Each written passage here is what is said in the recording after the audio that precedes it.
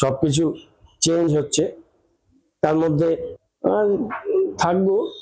মানুষকে ছেড়ে তো থাকতে পারবো না, সেটা মানুষকে নিয়েই থাকবো যতটা সম্ভব। আর এই কদিন আগেও যাকে মমতা বন্দ্যোপাধ্যায়ের পাশে দেখা গেছিল, গৌতম দেব, সেই গৌতম দেবও কি দূরত্ব বাড়াচ্ছেন কিনা তা নিয়ে জল্পনা অবশ্যই হবে, কারণ শিলিগুড়ির মেয়র পদে গৌতম দেব ইস্তফা দিলেন। পুরো কমিশনারকে ইতিমধ্যেই গৌতম দেব ইস্তফাপত্র পাঠিয়েও দিয়েছেন।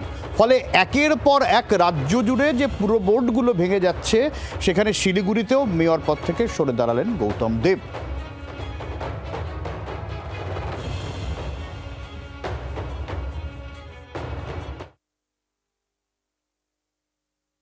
না, আমি তো আছি, অন্য কাজগুলো করব।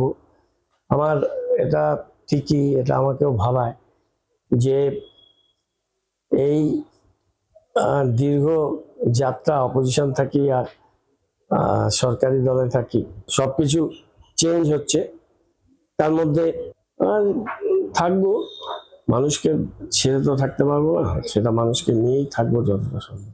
I am not such kind of politician. আমার 52 বছরের মধ্যে 15 বছর ছাড়া বাকি সবটাই অপোজিশনে। মমতা বন্দ্যোপাধ্যায়ের সাথেই থাকছেন? ডেফিনেটলি, এ ব্যাপারে সন্দেহ নেই।